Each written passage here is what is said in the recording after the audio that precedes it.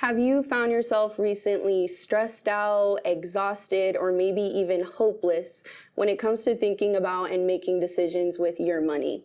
Financial security can be a stressful situation. We can be thinking about stability, setting up ourselves for the future. Things like that will really be exhausting for us.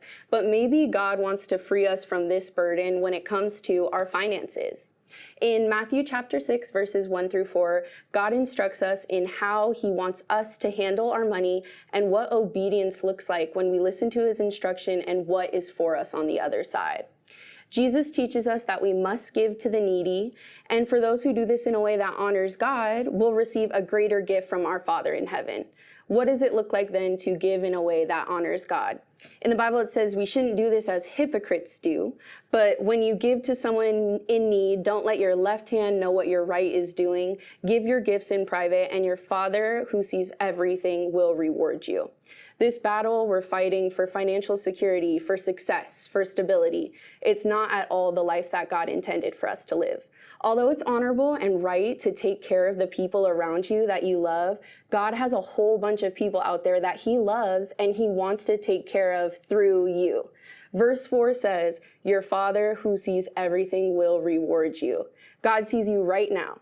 In your desires, in your passions, in your goals for the future, whether that's financial, career, or simply putting food on the table for your family.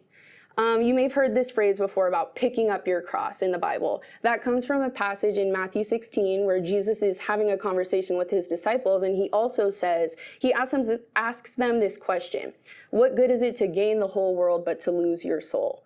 As we listen and obey God, even in his instruction with our money, he's working in our soul. Philippians 2:13 says, God is working in you, giving you the desire and the power to do what pleases him. Giving generously to those in need is what pleases God.